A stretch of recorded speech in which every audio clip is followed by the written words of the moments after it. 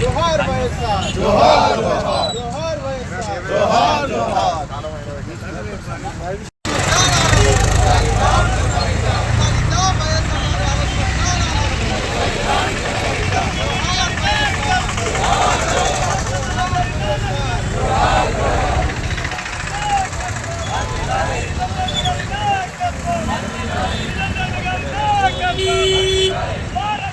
ఈరోజు ఉమ్మడి తెలుగు రాష్ట్రాల ప్రజల ఆశా జ్యోతి మరి ప్రజల గుండెల్లో వెలిసినటువంటి నాయకుడు స్వర్గీయులు మాజీ ఆంధ్రప్రదేశ్ ముఖ్యమంత్రి వర్యులు డాక్టర్ వైఎస్ రాజశేఖర రెడ్డి గారి జయంతిని పురస్కరించుకొని ఈరోజు మరి కనీస చౌరస్తాలో మా ఎమ్మెల్యే రాజ్ ఠాకూర్ గారి నాయకత్వంలో వారి యొక్క వైఎస్ఆర్ గారి చిత్రపటానికి వారి యొక్క జయంతిని పురస్కరించుకొని పూలమాల వేసి ఘన నివాళులు అర్పించడం జరిగింది. ఒక వ్యక్తి చనిపోయినప్పటికీ కూడా ఈ రోజు వరకు కూడా దాదాపు దశాబ్ద కాలం గడిచినప్పటికీ కూడా ప్రజలందరి గుండెల్లో వైఎస్ఆర్ గారు అంటే ఒక ప్రత్యేకమైనటువంటి స్థానం ఎందుకుంది అని అంటే వారు చేసినటువంటి పనులు, వాళ్ళు ఆలోచించినటువంటి ఆలోచన విధానాలను బట్టే ఈ రోజు వరకు కూడా వైఎస్ఆర్ గారు ప్రతి ఒక్క పేద గుండెల్లో ఇంకా బ్రతికే ఉన్నాడు. మరి వాళ్ళు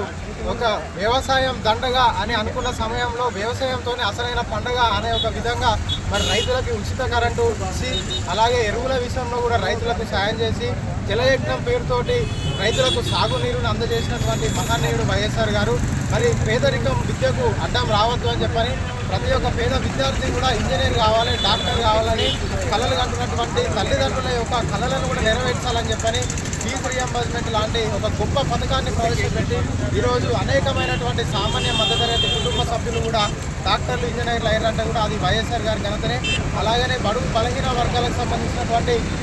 మైనార్టీలకు కూడా వాళ్ళు కూడా సమాజంలో ఎదగాలని చెప్పనేసి వారికి ప్రత్యేకంగా 4% రిజర్వేషన్ అమలు చేసినటువంటి ఘనత కూడా వైఎస్ రాజశేఖర రెడ్డి గారిదే. మహిళలు కూడా వారి యొక్క స్వయం సహాయక సంఘాలను ఏర్పాటు చేసి వాళ్ళ కాళ్ళ మీద వాళ్ళు బతికే విధంగా ఉండాలనే ఒక సంకల్పంతో ఆ యొక్క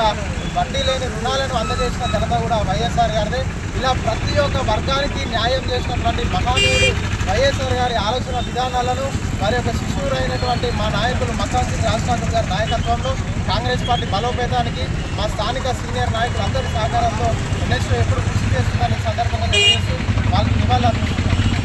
ఒక ఎస్సీ దళిత వర్గానికి చెందిన బిడ్డలు చదువుకోవాలంటే అప్పుడు ఒక